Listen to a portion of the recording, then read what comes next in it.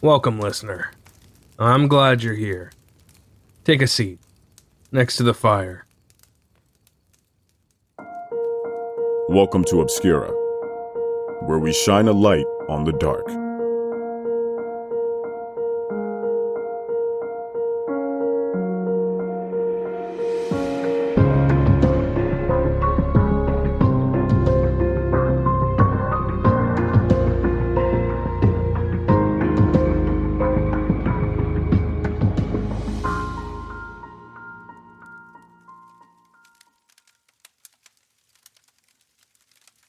In the state of Massachusetts, 5 people die every day from a drug overdose. 5 individual lives suddenly ended due to substances they actively put inside their bodies. Often, these substances involve opiates, some of the most potent drugs available. When opiates are taken into the body, they seek out and attach themselves to opioid receptors within the brain and spinal cord. In doing so, the body receives a pain-relieving effect, and often in cases of opioid misuse, feelings of euphoria. It is this process that keeps opioid users within the grips of addiction and always craving more. It's a powerful mix of physical and psychological dependence on a substance that can obliterate lives. But this story is not about the death of a drug user. It's about the death of a dependent, a young child who relied entirely on the adults around her to provide care, love, and safety. She was a little girl who was desperately failed. Deep-seated drug addiction is an ongoing cycle that has impacts extending far beyond just the addict themselves. Their behaviors, decisions, and actions can never be reversed. Once made and carried out, they can never be taken back. Listener, the story you're about to hear is rooted in drug addiction. Dependence on opioids and prescription medication that disengages the users from feeling any sense of responsibility, either morally or socially. Without heroin, Klonopin, Suboxone, and benzodiazepines, this devastating case may never have happened. But it did happen, and the life of an innocent girl was brutally taken as a result. In attempts to escape responsibility, the 2 adults at the center of this case entered into repetitive lies and a dark game of blame. In 2015, the discovery of a child's body on a secluded area of beach sparked a quest to find the child's real identity and who was responsible for her death. The death of a young child is a tragic event.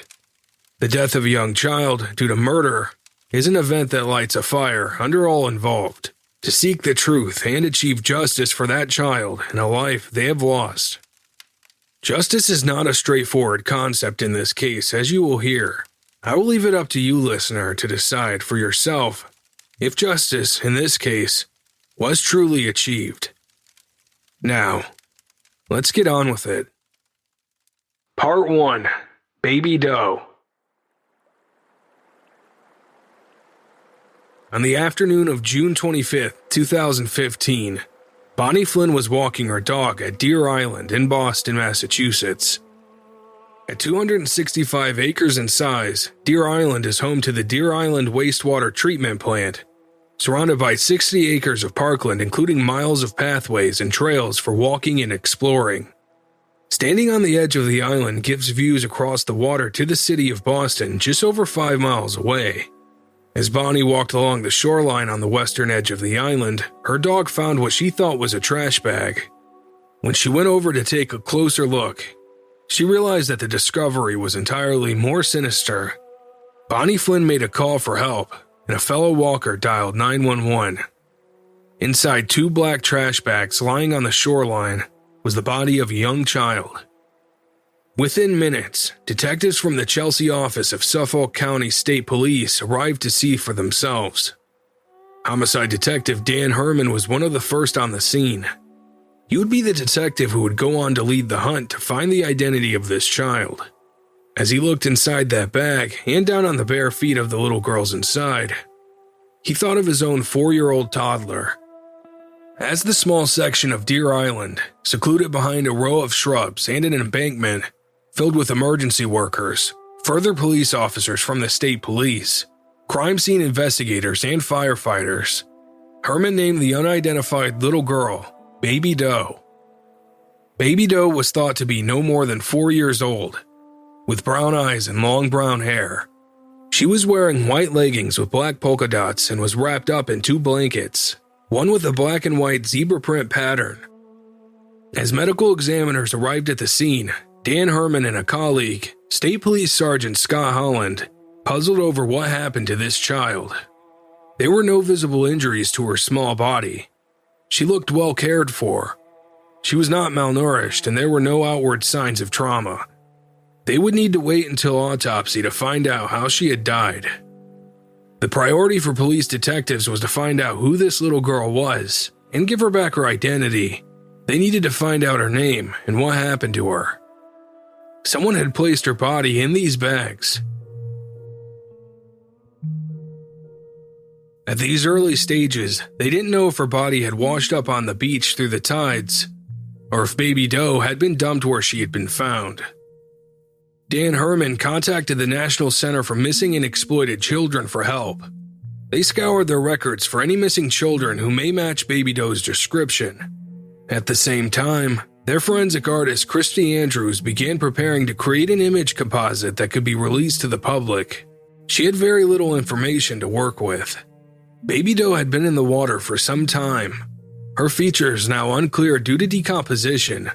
Her fingers were too damaged to yield fingerprints, and there were no clues to her identity inside the bags or blankets she had been found in.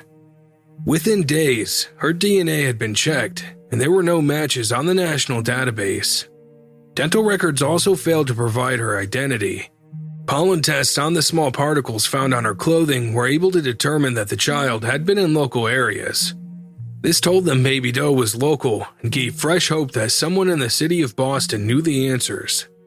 The autopsy on Baby Doe was unable to determine an exact cause of death.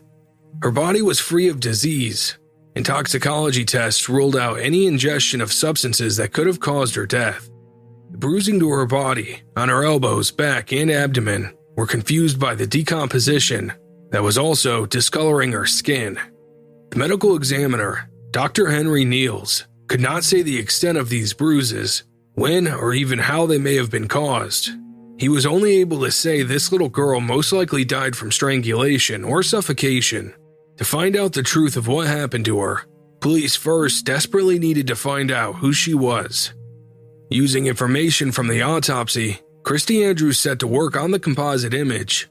It was painstakingly created in Adobe Photoshop across more than 4 hours, giving as close a likeness to what they thought Baby Doe looked like as possible. The final image was striking. The piercing brown eyes of a beautiful little girl looked out, asking to be identified, for her name to be found, and for her story to be told. A haunting image moving millions of people. A beautiful girl with chubby cheeks and big expressive eyes. But this is not a photograph. It's a computer-generated image. She's known only as Baby Doe. The body of the 4-year-old was found in a garbage bag on a beach in Boston Harbor last month. It's very sad to look at these images. Forensic artist Christy Andrews of the Center for Missing and Exploited Children was given the heartbreaking autopsy photos and asked by law enforcement to recreate Baby Doe as she might have looked in life. She was too decomposed to use the photos that we received. She showed Inside Edition how she created the face that has now been viewed 50 million times online worldwide. I'll choose a face shape that I feel is similar to the deceased. She adds eyes matching the size and color of the dead child's. Then it's really just piece by piece, finding a nose. Each facial part is going to be individually manipulated. And Baby Doe's face gradually comes to life. She was found with a red hair tie, but it came back later from the ME that she had longer hair, almost as long as mine. Earrings were added after the medical examiner discovered Baby Doe's ears were pierced. Someone out there knows who she is and what happened to her. And thanks to the work of this artist, we now know what the little angel known as Baby Doe looks like. We don't know where their family is. We don't know what happened to the child. You know, they're a number. We don't want them to be a number. For 85 days, teams of investigators worked tirelessly. Thousands of flyers were printed with the composite image and the limited information they had and distributed around Boston and surrounding areas. Press appeals ran on a loop appealing to anyone with any information to come forward. For lead after lead, investigators hit a brick wall. They were beginning to wonder if Baby Doe would ever be identified.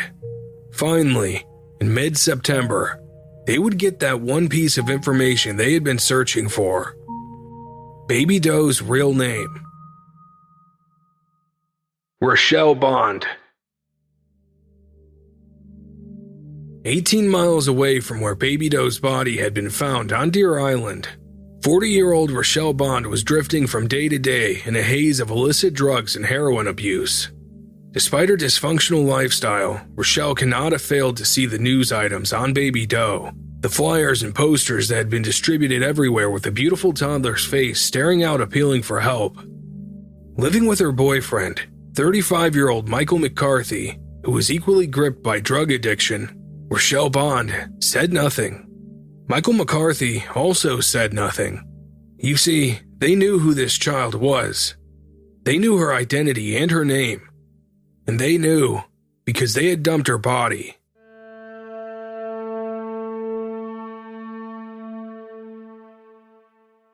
Rochelle Bond had a long history of drug addiction, homelessness, criminal convictions, and short spells behind bars. Her life was a chaotic freefall of drugs taking priority over everything else. But it wasn't always like that. In 2011, while homeless, Rochelle met Joseph Amoroso. They quickly became close and joined the hordes of people who were camping at Occupy Boston from September to December that year. These were a group of protesters who were protesting economic inequality through camping on Dewey Square opposite the Federal Reserve Bank of Boston. It was in one of those tents that their daughter was conceived. When Rochelle discovered she was pregnant, Joseph realized he had to get clean and sort out his life. The pair found themselves a place at a local shelter, and Joseph checked himself into a drug program. Rochelle chose not to do the same, but while he was in treatment, she was arrested on outstanding warrants for prostitution and drug charges. She received a 1-month prison sentence for violating her probation.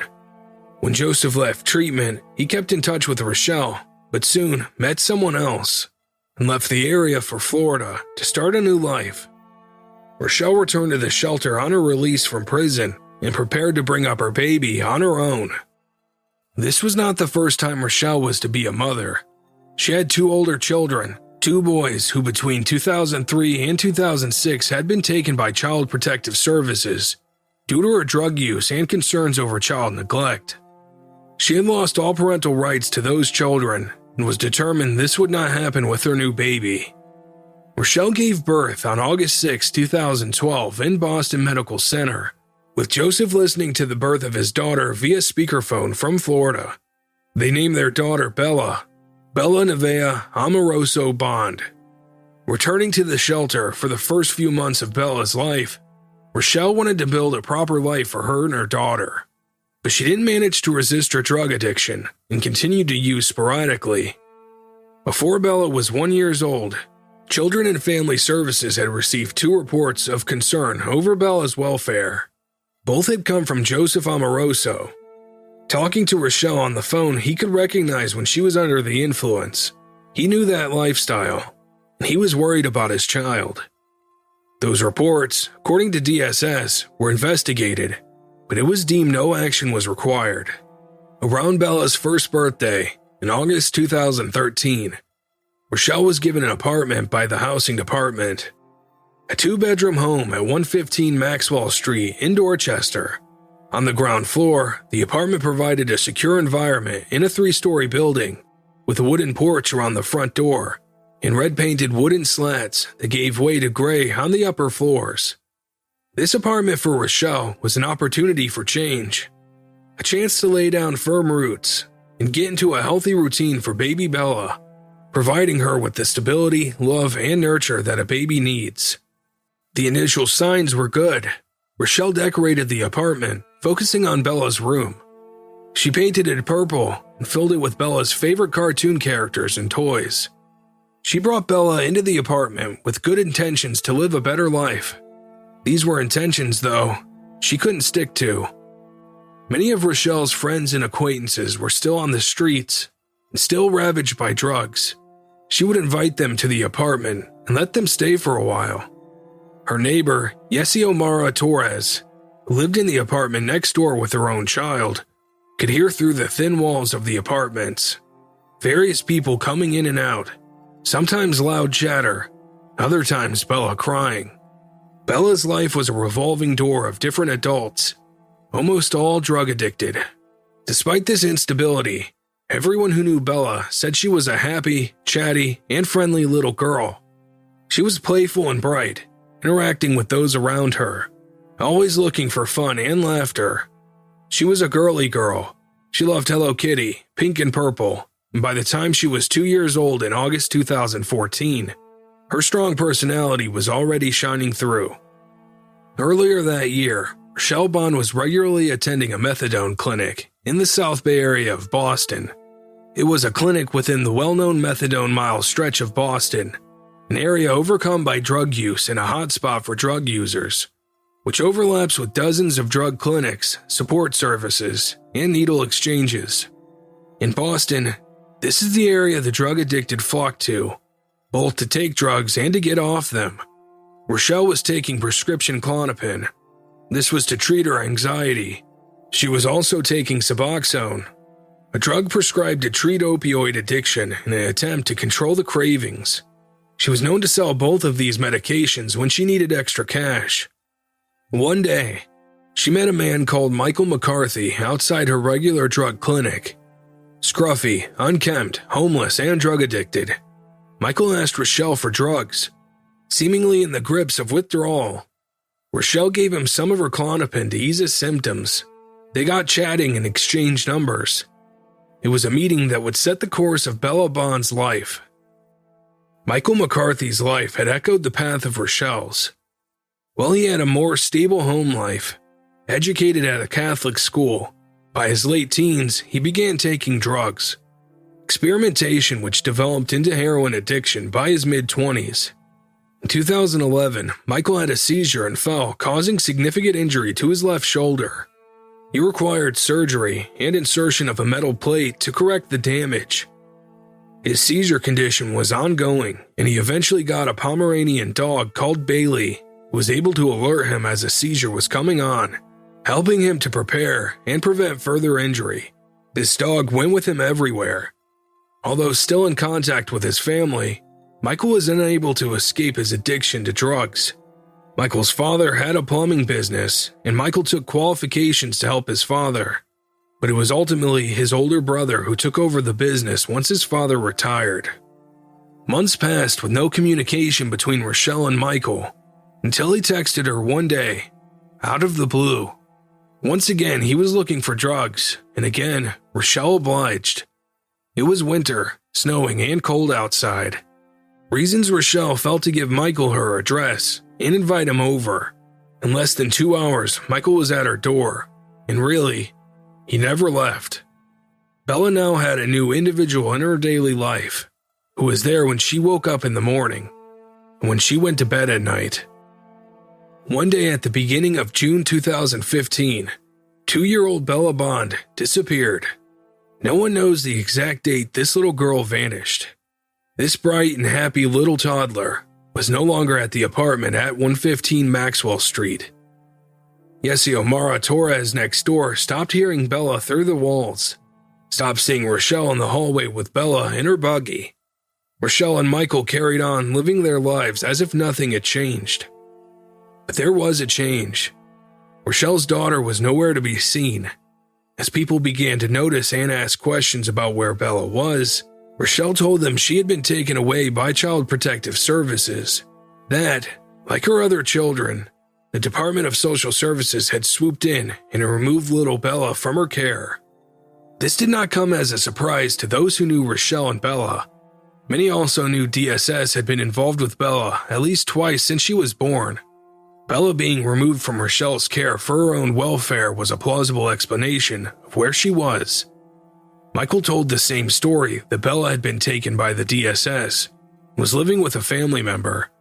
Michael's childhood friend, Michael Sprinsky, had stayed at the apartment for periods since Michael had moved in with Rochelle.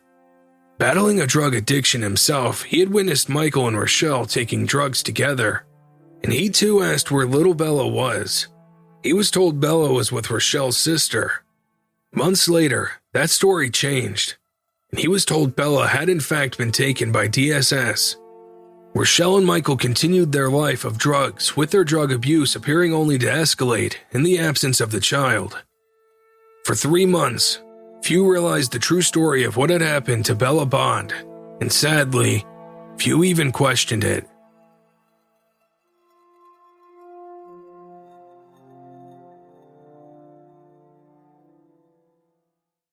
Part 2. September Truths. On September 9, 2015, Joseph Amoroso, Bella's real father, unexpectedly arrived at Rochelle's apartment. He had kept in touch with Rochelle, receiving pictures of Bella as she grew and talking to his daughter on the phone. But since Christmas, the contact with Rochelle had stopped. She had stopped sending him pictures and didn't answer when he called. Joseph had yet to meet his daughter in person, and he had decided now was the time he wanted to build a full relationship with his little girl. He had been clean from drugs for 3.5 years, but he knew the lifestyle Rochelle was still in and what Bella was being exposed to. Joseph didn't have Rochelle's address. He arrived in Boston and spoke with old friends in homeless areas he knew still existed. People who knew him knew Rochelle and Bella. Eventually, he found out Rochelle was living in an apartment on 115 Maxwell Street. On the night he arrived, Rochelle was shocked. She refused to let him into the apartment. Rochelle looked under the influence. Her words were slurred, and she didn't look healthy. Bella was staying with her godparents on Cape Cod, she told him, a peninsula about 60 miles away from Boston City, and she wouldn't be back for at least a month. Joseph was immediately suspicious. Bella didn't have godparents. He pressed Rochelle for more information. What was their address? How could he contact them? Rochelle was unable to give him answers. Unconvinced by her story, Joseph persisted, maintained he wanted to see his daughter, that he wasn't going away. A week later, on September 16th, Michael was due to have surgery on an abscess he had on his wrist, and that morning started the hunt for a hospital to carry out the surgery. Michael, Rochelle, and Michael's childhood friend Michael Sprinsky traveled to the Boston Medical Center together that day. While McCarthy stayed at the hospital, Rochelle and Sprinsky went to run some errands. But Michael Sprinsky found himself in a conversation with Rochelle he could have never predicted, and it would be a conversation that would change his life. Rochelle told a horrified Sprinsky that Bella was not safely in the custody of the DSS. She told him Bella was dead, and it was Michael McCarthy who had killed her. Sprinsky sent text messages to his lifelong friend. "Tell me it isn't true," he asked. The response he got was not to listen to Rochelle, that she was crazy. Sprinsky couldn't shake the feeling of dread he had over him. He spoke to his sister, told her what Rochelle had said to him. Laura Sprinsky immediately thought of the Baby Doe posters she had seen. She told her brother to look up Baby Doe online. Look at that forensic image and see if it could be Bella. Michael Sprinsky will never forget that moment. He saw the image. The same moment the realization hit him with full force that Bella Bond had been murdered, and it was her little body that had lay unidentified for the past 3 months. Laura Sprinsky contacted police and told them what her brother had told her. Her brother went to Rothbury District Court, where he knew a probation officer, needing to tell someone in authority what he had been told. Massachusetts State Police sent homicide officers to interview Michael Sprinsky. It was then that the connection was finally made. Baby Doe was 2-year-old Bella Bond.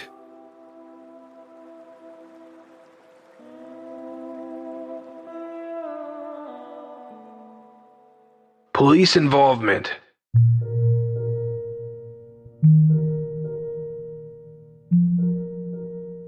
The Massachusetts State Police now had the key information they had spent months searching for. The true identity of Baby Doe and their first saw had leads on who had harmed her. Now they just had to track down Rochelle Bond. On the evening of September 16th, after Rochelle had made her confession to Michael Sprinsky, Joseph once again arrived at her apartment, asking to see his daughter. His sobriety had been broken, and he had been drinking in the hours before. Rochelle wouldn't let him in, but said she would talk with him. He gave her his mobile number. The following day, Rochelle did call him, wanting to talk. She was at the Boston Medical Center with Michael McCarthy, and Joseph went to meet her. She was sober, he thought, but seemed frantic. They went to Massachusetts Avenue along the Methadone Mile, an area they both knew well. They sat and talked about Michael McCarthy and how she was unhappy with him, about Bella, who Rochelle told him was safe and being looked after. That night, they went to South Boston, on a grassy area, under a tree next to the Fort Point Channel. They continued to talk. They slept that night on the grassy bank, within direct eye line of the spot across the Black Falcon cruise terminal. That, unbeknown to Joseph, was where his daughter's body had been dumped in the water 3 months earlier. Early the next morning, on September 17th, Rochelle told Joseph she had a therapist appointment, but wanted to first return to her apartment to shower. While she was there, she saw through her window the police entering into her apartment building. She knew they were coming for her. Instead of opening her door to the police, Rochelle chose to run and climbed out a window in the back of the apartment onto the back porch to escape the police. She returned to Joseph, who was waiting at the Ashmont subway station. It was then that finally, Rochelle told him his daughter was no longer alive. Later on, listener, you will hear Joseph Amoroso describe the moment he was told his daughter was dead. Rochelle and Joseph went to Boston Common, where they purchased heroin and snorted the drug together. Joseph then took Rochelle to his mother's home in Lynn, 13 miles away. Joseph's mother had spent time with Bella many times when she was a baby. When they arrived, he discovered the police had already been there looking for him.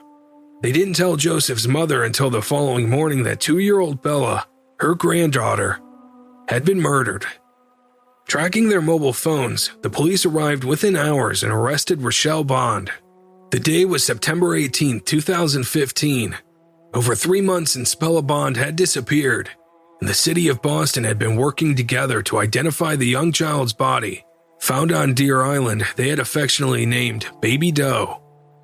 This was the day when state police began to hear the first details of who Bella Bond was, what had happened to her, and who was involved. On that morning, Rochelle Bond gave her account to police of what happened to her daughter. It was an account that placed Michael McCarthy as her daughter's killer. She told officers that one night in early June, when Michael was helping to put Bella to bed, Michael had murdered Bella before threatening to kill her if she said anything. In a haze of heroin and under threat from Michael, Rochelle said she'd been forced to accompany him to Fort Point Channel, where she had weighted Bella's body down in the water. The following months, she said, were clouded by drugs. She was scared, unable to tell anyone the truth out of fear of Michael. According to Rochelle Bond, yes, she had been part of disposing Bella Bond's body. She was an accessory after the fact, but she did not kill Bella. Michael McCarthy did.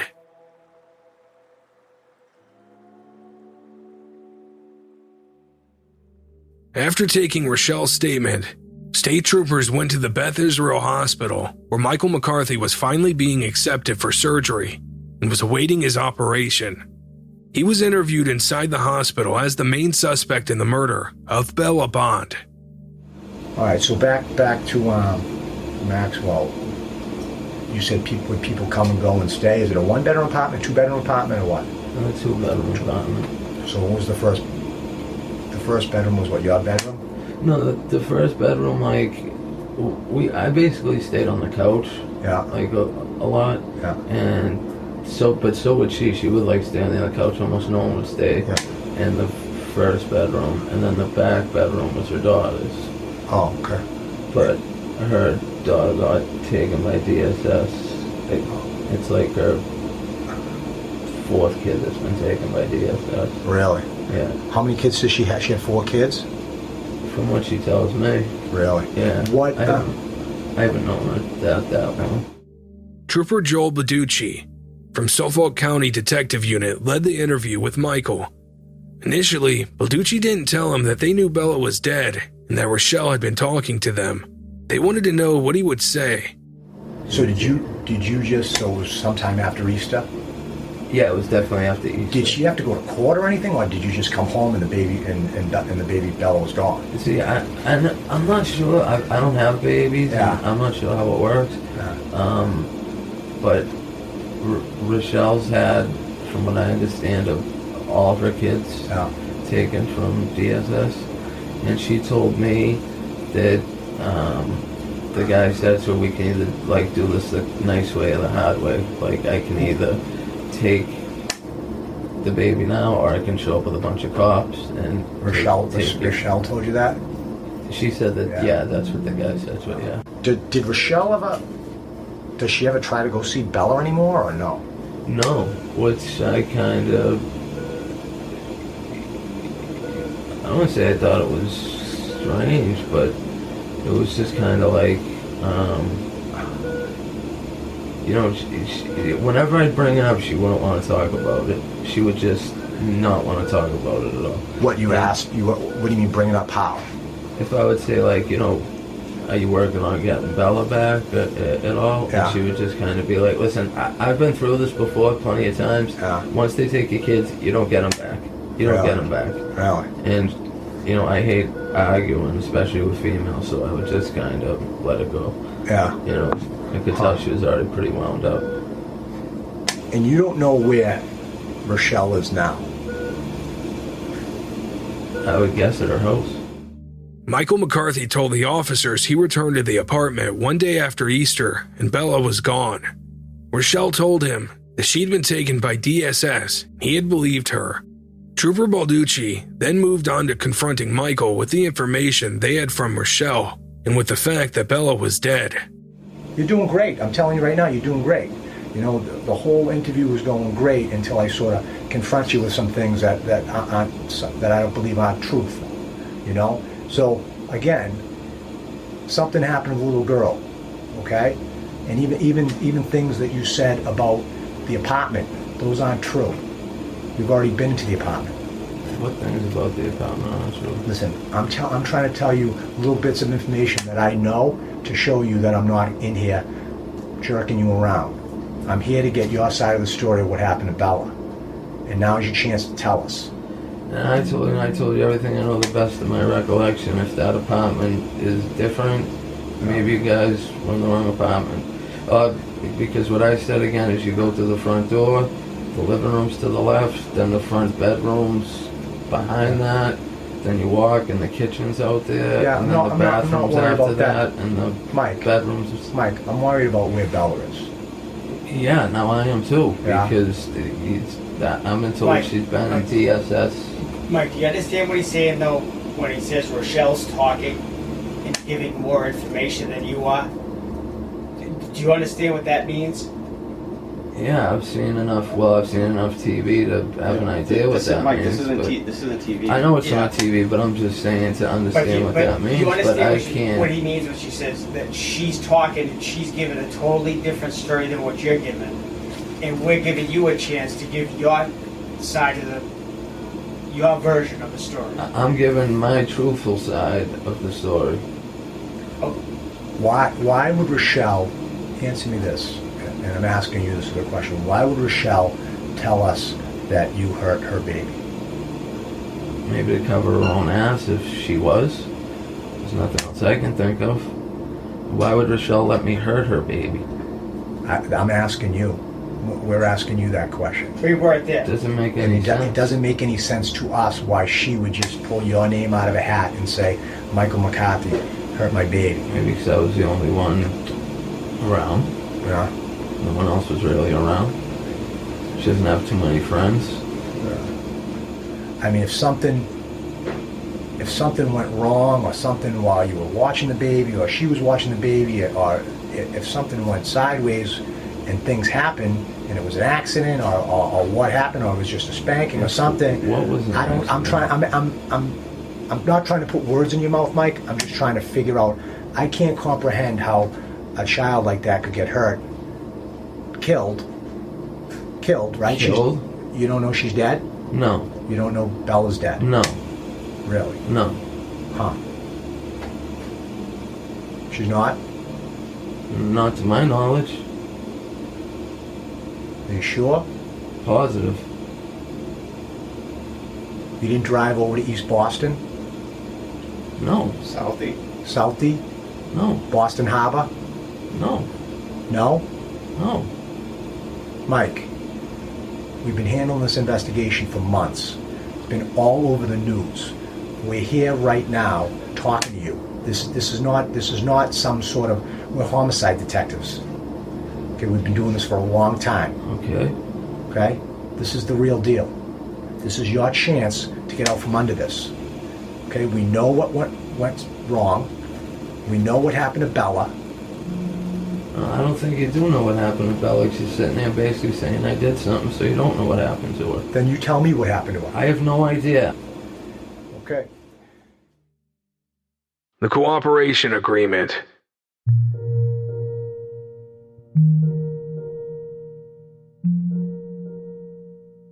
Michael McCarthy was maintaining he knew nothing of what happened to Bella.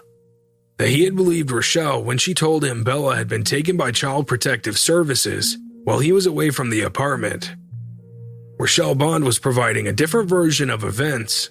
She didn't tell anyone earlier, she said, as he had kept her hostage, kept her high on drugs, but she had welcomed to block out the pain of her daughter's death. The police had a decision on their hands. Which story do they believe? There was no forensic evidence that linked Michael McCarthy to the murder. Bella's body had been submerged in water for weeks.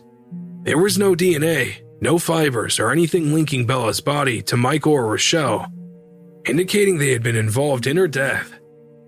Michael's own version of events was simple. He said he didn't know Bella was dead. The medical examiner didn't find evidence of physical harm to Bella. She didn't have head injuries, or broken bones, or bruised organs. There was no conclusive evidence of how she had died that could point to a theory of what had happened to her. The decision was made by the Suffolk County District Attorney's Office to believe the account of Rochelle Bond. They felt their investigations had found enough evidence to support her account over that of Michael's. Late afternoon on September 18, 2015, Suffolk District Attorney Daniel Conley gave a press conference. Her name was Bella. Based on interviews and evidence recovered pursuant to multiple search warrants executed during the past 24 hours, the child that we all came to know as Baby Doe has been identified as Bella Neva Amoroso Bond. She was about 2.5 years old when she died and was a resident of Dorchester. Pending DNA comparisons are still necessary for scientific certainty, but we are extremely confident in this identification. 85 days ago, Bella's body was found in a trash bag on Deer Island. We hoped against hope that her death was not a crime, but the evidence carefully and professionally gathered by the men and women who worked on this investigation suggest otherwise. This child, whose very name means beauty, was murdered. In light of the evidence that we have developed, I have authorized the arrest of Michael Patrick McCarthy, age 35, for Bella's murder. McCarthy is currently hospitalized for a medical condition unrelated to this case. Bella's mother, Rachel D. Bond, age 40, has been placed under arrest as an accessory after the fact to murder. Based on the facts and the evidence developed thus far, which are consistent with the medical examiner's findings, we allege that McCarthy caused Bella's death, that he did so intentionally, that he and Bond took specific steps to keep Bella's death a secret and to avoid prosecution. We expect that both defendants will be arraigned on Monday morning in the Dorchester Municipal Court. while Rochelle and Michael were appearing in court at their arraignment hearing, Scott McKenzie from the Massachusetts State Police Underwater Recovery Team was searching the seabed at the spot authorities believe Bella's body had been left in the water. His orders were to search the reserve channel of Boston Harbor directly, across from the Black Fountain Cruise Terminal, for any items that may be related to the case. Within 5 minutes, Scott McKenzie discovered a large green military-style duffel bag and 2 barbell weightlifting plates. One was 10 pounds in weight, the other 25 pounds. After taking photographs of their locations on the seabed, he gently brought them to the surface to be bagged and marked as evidence. This, however, is not where this part of the story ends. Rochelle Bond was offered a cooperation agreement by the DA's office. Rochelle agreed to plead guilty to accessory after the fact for Bella's murder, and to a charge of larceny for continuing to claim benefits for Bella after she knew she was no longer alive. She testified against Michael McCarthy at his trial. She would receive time served and 2 years probation, and be released from jail into a drug rehabilitation program once the trial was over. Whether the jury found Michael McCarthy guilty or not of Bella's murder, Rochelle Bond would not serve any further prison time for her role in her daughter's death. It was a decision by the DA that many members of the public and Bella's extended family did not agree with or feel was fair. Guilty plea from the mother of the murdered 2-year-old once known as Baby Doe, Bella Bond's mother, striking a deal that could get her out of jail. Tonight we are hearing from relatives of Bella. Newsletter 5's Julie Lonchek is live at Deer Island, where Bella's body was found. Julie, good evening. Good evening to you, Ben. Rochelle Bond would have served more than a decade for pleading guilty to accessory after the fact of murder. Now she'll be out by year's end. It's not fair. It's not right at all. Patricia Quinn had looked forward to Rochelle Bond's trial when she believed she would finally see justice for her 2-year-old granddaughter, Bella. She's getting away with this? She saw the whole incident and she didn't defend her own baby? How do you plead? On Friday, the child's 41-year-old mother changed her plea to guilty in exchange for what the Commonwealth calls essential testimony against her former boyfriend and alleged killer, Michael McCarthy. She should be doing life. I was just able to see her for 9 months, and she took her away from me. How dare her, you know? Part 3. The Trial. At just shy of 3 years old, Bella Bond was a true innocent. And the tragedy of her death is compounded by the fact that her short life ended not by illness or accident, but we believe by an act of violence in the very place where she should have felt safest, in her home.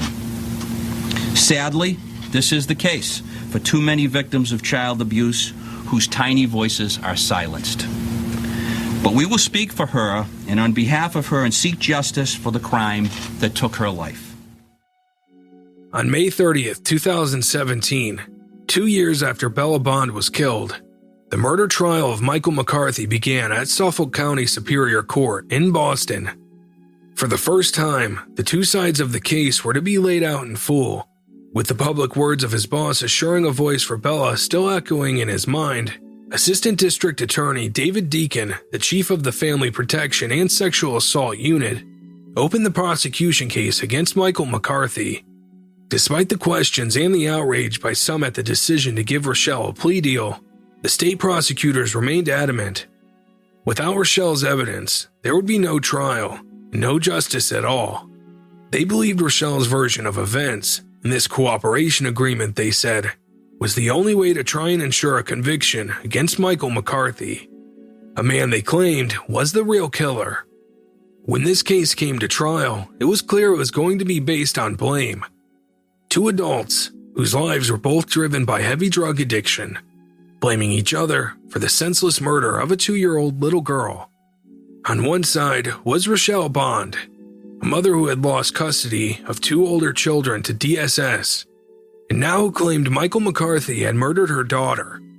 Her story tells of a discovery that Michael had killed Bella, a frantic effort to revive her daughter, and then descent into a drug-fueled haze in the days and weeks that followed. Under his control and manipulation, Her account of what happened was the foundation of the prosecution's case. On the other side was Michael McCarthy. He maintained his story from his first police interview.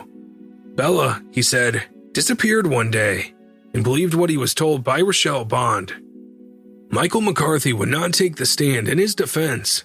There was no explanation from the defense on how Bella ended up in that reservoir. Her body wrapped in black trash bags and weighted down. His defense relied entirely on the premise that he knew nothing, and therefore, the real killer must have been Rochelle Bond. In the prosecution's opening statement, the motive they believed drove Michael to murder Bella Bond was revealed. Rochelle had told state police that after Michael had killed Bella, he had told her Bella was a demon, and it was her time to die. Michael had an obsession with demons, evil spirits, and the occult. The prosecution would say, this had tipped over into the murder of a 2-year-old child. Prosecutor Deacon then directly addressed the second burning issue of this case, why Rochelle didn't report the murder immediately. Why, as a mother, she didn't call the police when her daughter was murdered by her boyfriend. Intimidation and violence by Michael, coupled with a haze of illicit drugs and heroin, was Deacon's explanation, and Rochelle's. Ms. Bond will come before you and she will explain her conduct in the minutes, hours, days, and weeks that followed her daughter's murder. And I expect she will testify and the evidence will show that she didn't report that murder immediately because she was afraid of the defendant, who had just killed her daughter, who had just strangled her, and who in the weeks afterwards was both verbally and physically abusive to her. I also expect that she will testify that she was afraid that not having reported the murder in the immediate aftermath of the crime, that people would ask her questions that she simply couldn't answer. What would she say about why she didn't report the murder? It was the tyranny of a single decision in a single chaotic night. Many of you, perhaps most or even all of you, will be asking, how could a mother, regardless of the defendant's violence or threats, how could a mother not report a murder immediately? Many, perhaps most or all of you, will ask, how could she live with that guilty secret for days and weeks and months after the crime? These are valid questions, and they're questions with which you will have to wrestle. And you will have to answer these questions based on all the evidence that you will hear in this trial. And I suspect that at the end of the case, you will conclude that Ms. Bond was at root trapped. Trapped by the defendant's violence, his intimidation and control, but also trapped by her decision to give in to that intimidation, violence, and control. And I expect that you will hear evidence of the ways in which her drug use contributed to that decision to give in to his intimidation and control. And at the end of the day, you will hear that she used heroin to put herself in a state of numbness where she could feel almost no pain at all.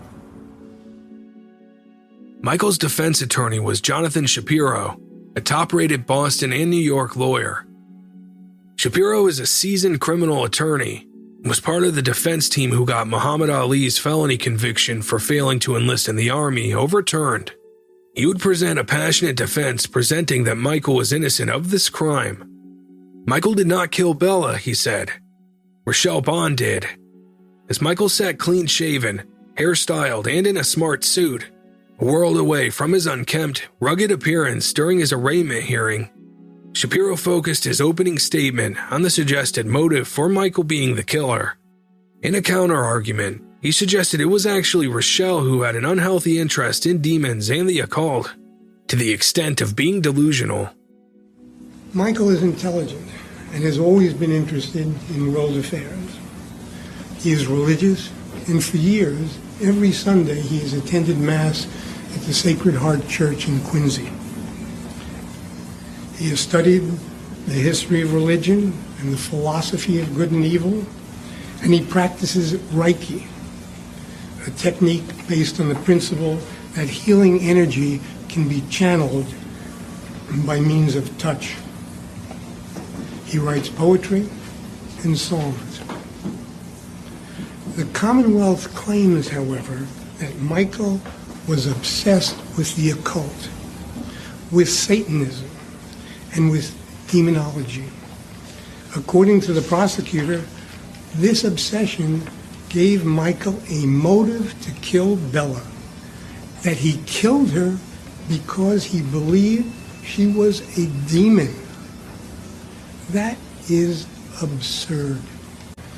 At the end of this trial, you will realize that Rochelle was projecting her own delusions onto Michael, and she blamed him for what she, in fact, did.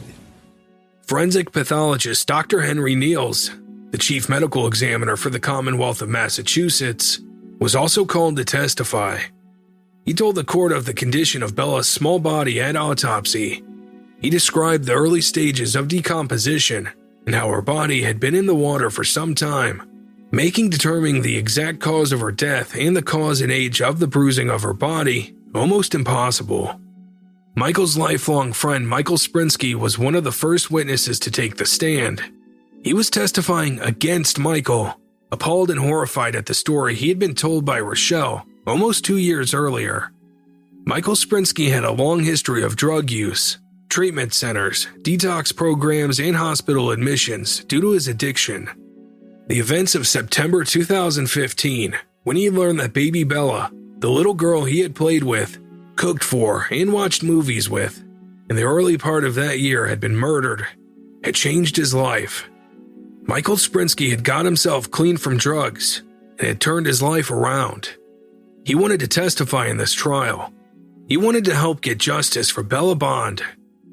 Michael Sprinsky told the court of McCarthy's interest in demonology and his belief he could exorcise evil spirits. He spoke of dark modes that McCarthy would get into, talking for hours about the occult. During these times, Michael Sprinsky would remove himself from McCarthy's company, unwilling to sit and listen to his friends' rantings. He also told the court of conversations with both Rochelle and Michael together, where both talked about demons. On the third day of the trial, the jury didn't attend the courtroom. Instead, they boarded a bus and were taken to the 3 key locations in this case: to Deer Island, where Bella Bond's small body was found, to the 4 Point Channel, where her body was dumped in the water, and to 115 Maxwell Street, where Bella had been killed. The beauty of Deer Island shattered by the knowledge of that quiet, almost secluded section of beach being the final resting place of Bella Bond. The highline view from the section of the 4 Point Channel, directly across from the imposing cruise terminal building to Deer Island, whose flags could be seen flying quietly in the distance. 115 Maxwell Street is just a building, yet inside on the ground floor, Bella Bond lived for almost 2 years of her short life, and it would be inside that building where her life would be cruelly taken. On June 2nd, day 4 of the trial, that eagerly awaited testimony of Rochelle Bond began. Now, for the first time, the court and Bella's extended family would hear the only version of events being told as to how Bella Bond was murdered.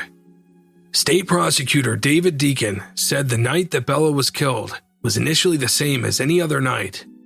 Rochelle was trying to put Bella to bed. She had for the last few days been trying to transition Bella from a crib in Rochelle's room to a bed in her own bedroom. That night, Michael went to help to put Bella to bed. Something he had done many nights before did not cause Rochelle any concern. She stayed in the living room, she told the court, until she realized all was quiet in Bella's room. Wanting to check everything was all right, Bella had gone off to sleep. She began making her way down the hallway to Bella's bedroom. And what did you do? So I walked up to the door and I cracked it. Oh, I stepped in. And what did you see when you stepped in? He punched her in the stomach. Where was she? Laying in the bed. Were her feet pointed to you, or her head pointed to you, or were you seeing her side? Her feet were towards me. And you said that as you came, what was his position with respect to her, his physical position? He was at her feet. Was he standing up straight? No. How was he positioned? He was on one knee. And you say that he punched her in the stomach? Yes. With his fist? Yes. How would you describe the force of that blow? I don't know. I just saw her bounce off the bed. What do you mean when you say bounce off the bed? Did she actually come off the bed? Yeah, she bounced. But did she bounce up and then come back down on the bed, or actually bounce off the bed? No, she bounced up and came back down. Her whole body?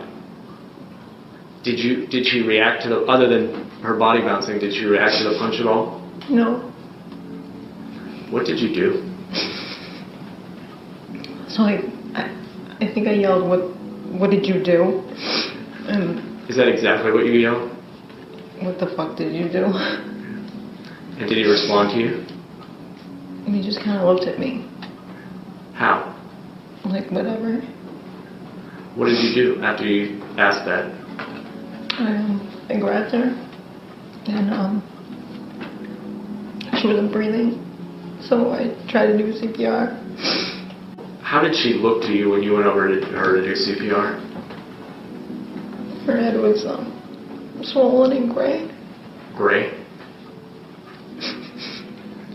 As you were doing, how long did you do CPR for? I don't know. I'm not sure. Did you see any sign that it was working? No. You said that her head appeared to you to be swollen and her face was gray. Did you see any injury to her that you could see? No. Was there any blood? No. None? No. What was the defendant doing while you were doing CPR? I wasn't looking at him. When you stopped doing CPR, what did you do? So I picked her up to get out of there and grabbed me by the throat, and he told me he'd kill me. Where were you when he grabbed you by the throat? I was on the bed. I was standing up, going to stand up. And what happened to Bella when he did that, Bella? Hell out of my arms. And what did he say to you? You said he grabbed your throat. Was that with one hand or two hands? Both. What did he say to you? He said he'd kill me. That's it, I'll kill you? Yes. Did you say anything to him? I couldn't after that. Let me ask you something. When you first saw her, and you saw her head appeared to be swollen and she was gray, did you cry out? I yelled, what the fuck did you do? But after that, did you scream, help me? Somebody call an ambulance, help me? No, Why not? I just tried CPR. I was hoping it would work, and then I'd get her out. When he put his hands on your neck and said he'd kill you, what's the next thing that happened? I blacked out. Do you know how long you were blacked out for? I don't. Rochelle Bond said when she came around, she was on the couch in the living room of the apartment. She doesn't know how much time had passed since Bella had been killed. She said Michael gave her a shot of heroin in her neck, something she welcomed, so she couldn't think. How much time had passed since Bella was killed? I don't know. When you say you don't know, I understand you may not have had a stopwatch on to do it, but are we talking minutes, hours, more? I don't want to say it was like the next night. So a full day, 24 hours or close to it passed? Yeah. How could that be? How were you unable to know? I was very sick and very just out of it. He killed my child though. I wasn't well. At that point, when he threw the shoes down, had you and he had any discussion of what happened in the bedroom other than him saying he would kill you? Had you exchanged any words? When I said, I said, what the fuck did you do? You fucking killed her. And he said, no, it was her time to die. She was a demon. He said that? Yes. Other than that, had you had any conversation with him between the time of that she was killed and the time that he threw the shoes down? Rochelle went on to tell the court how she was forced out to Michael's car. Turning to look in the back seat, she realized her daughter's body was inside her large duffel bag that she had used for laundry. In the back footwell of the car were 2 barbell weights. So he opened the door for me to get in, and he went around to get in the front. And when I looked in the back, I saw my green duffel bag, and I could see her thighs through it, like it was her in there. And I screamed something, I don't even know what it was, and then he hit me. And where did he hit you? head. Are you indicating the side of your head? Yes. Where on the side of your head? Like about here. Do you know what he hit you with?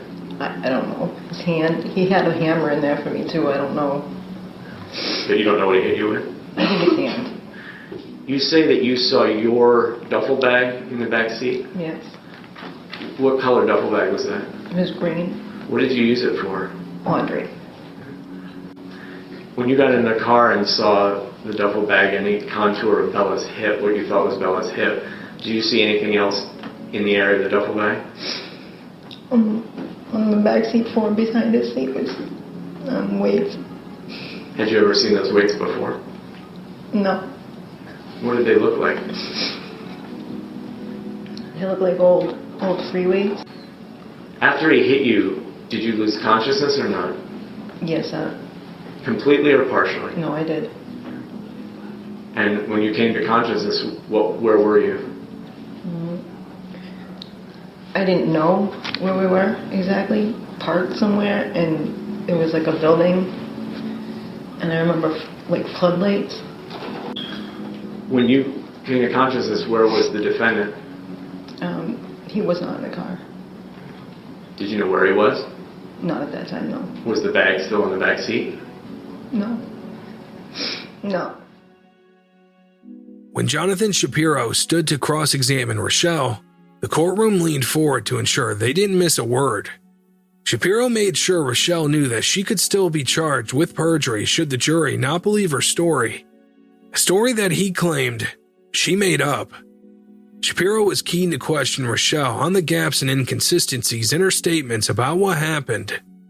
The evidence she had given on the stand, before the court had broken for the weekend, compared to her initial statements to the police when she was arrested on September 18th, according to Shapiro, just didn't match.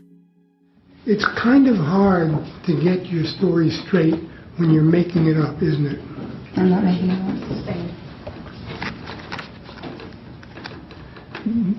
However, on Friday you forgot all about that most dramatic part of your story. What part? Where you say Mr. McCarthy said she was a demon. She had to die.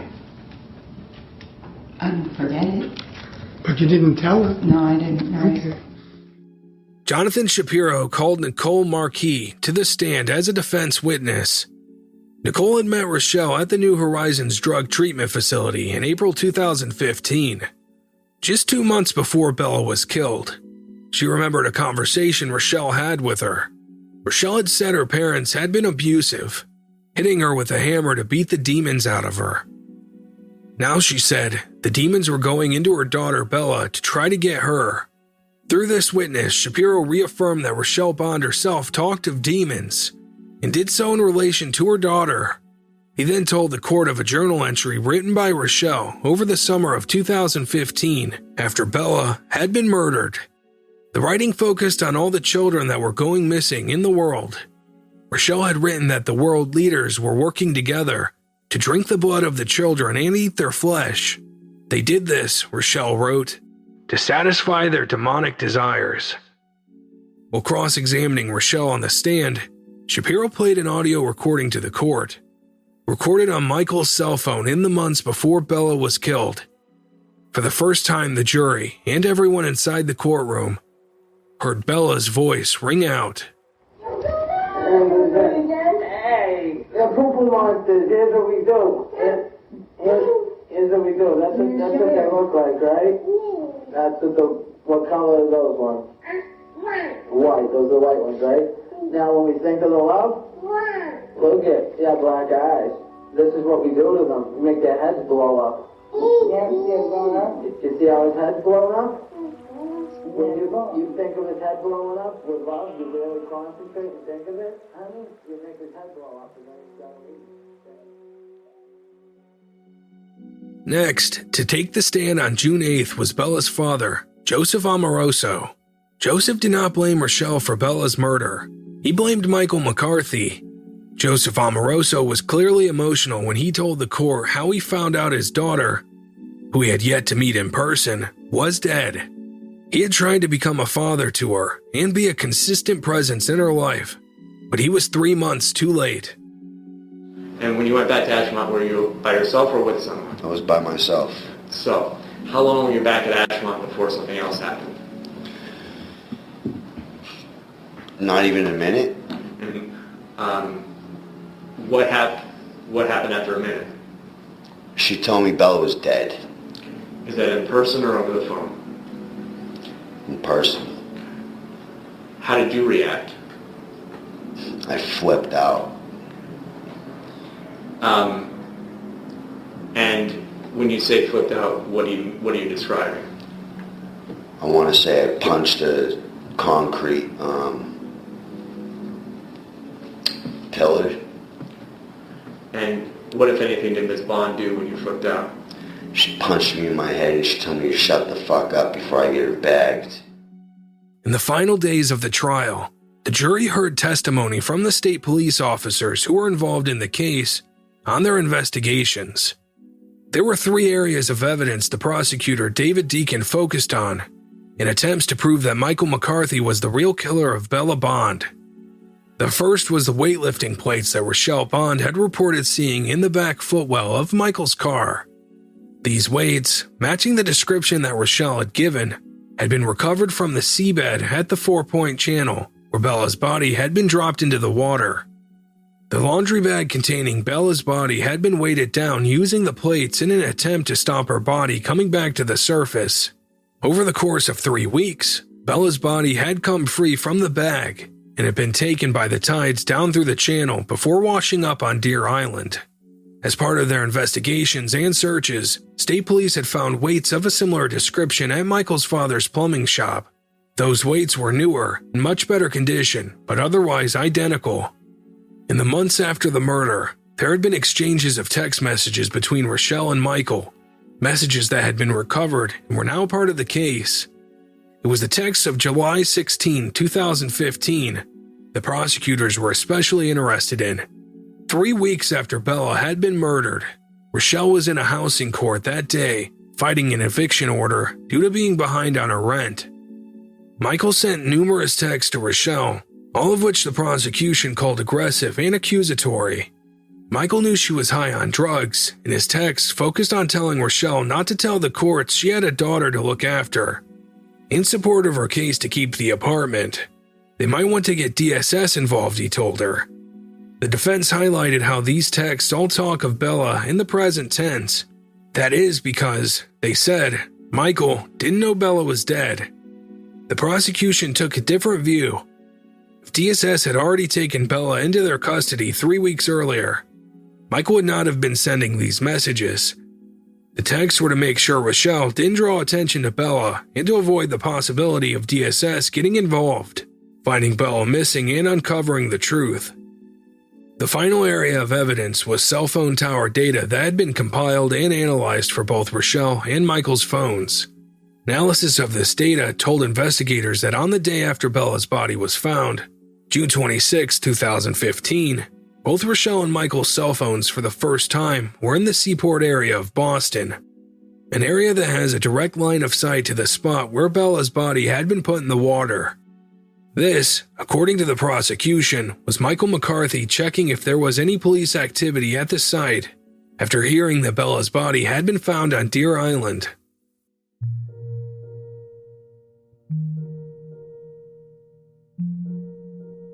The trial had been running for 14 days when it reached the closing arguments for both the prosecution and the defense.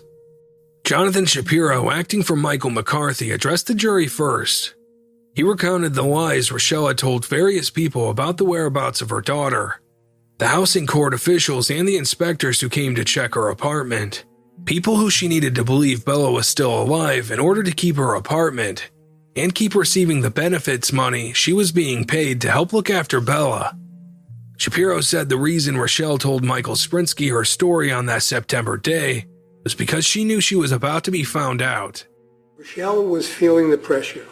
She knew Amoroso had already complained to DCF twice during Bella's first year of life, complained that his daughter was at risk of harm because of Rochelle's drug use. And Rochelle was afraid. She knew that if he complained again, the authorities would absolutely discover that Bella was dead and discover that she, the little girl's mother, was responsible. Is that the prosecution's theory?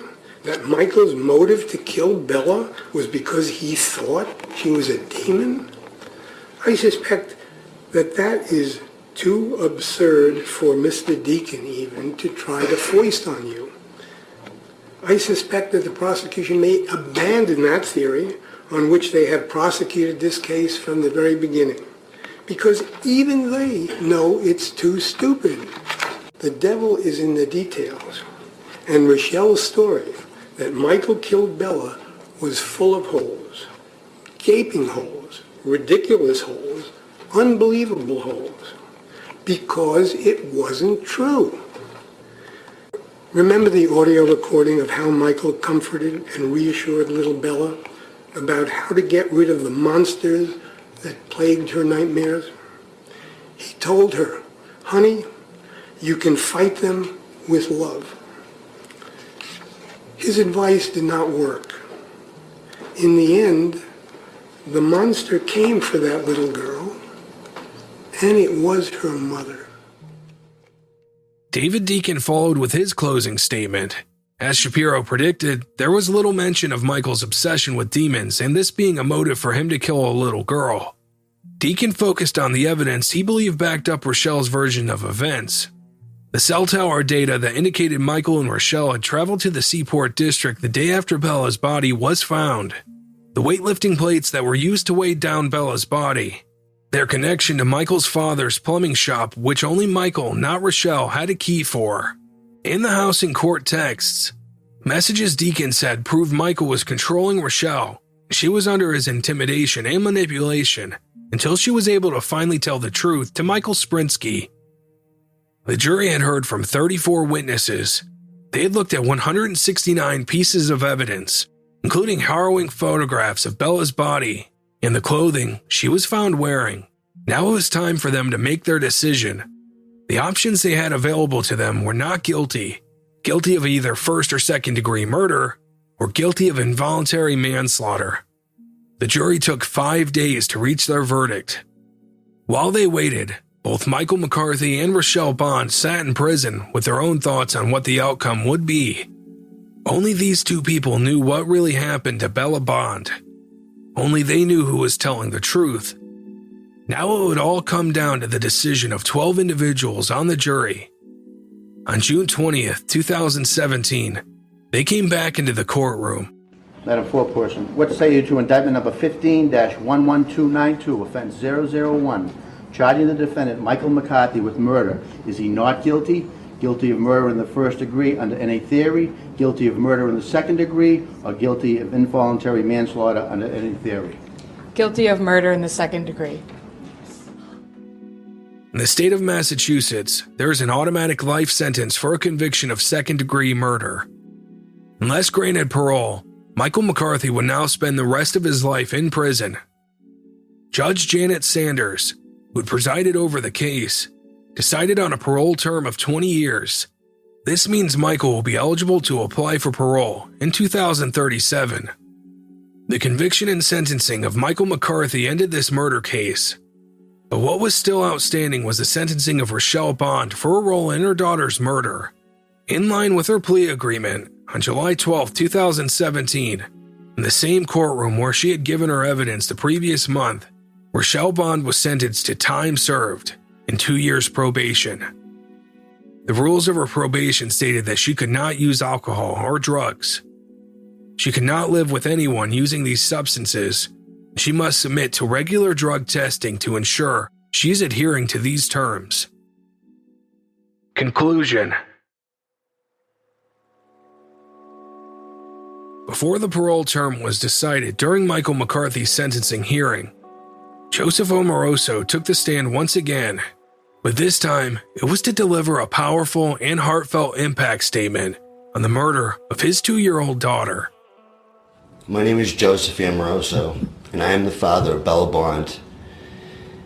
Bella is the name I chose because it means beautiful, and that she was.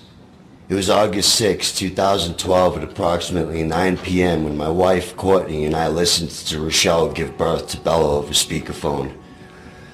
I will never forget the first sound Bella made while entering this world. She wailed, and right away I knew she belonged to me with a set of lungs like hers.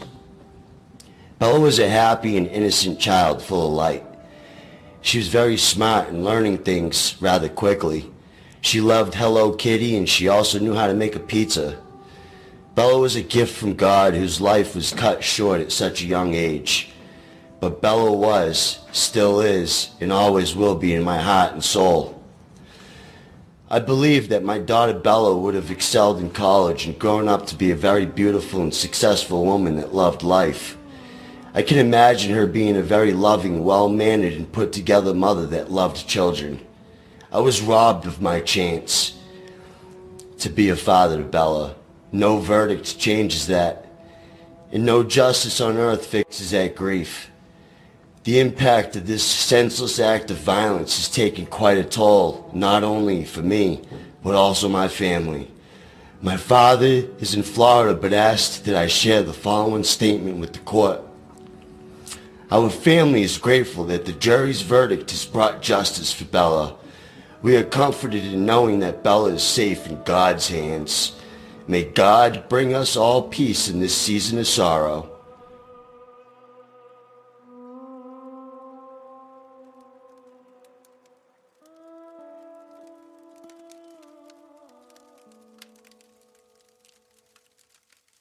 This case is about drug addiction, lies, and hidden truths.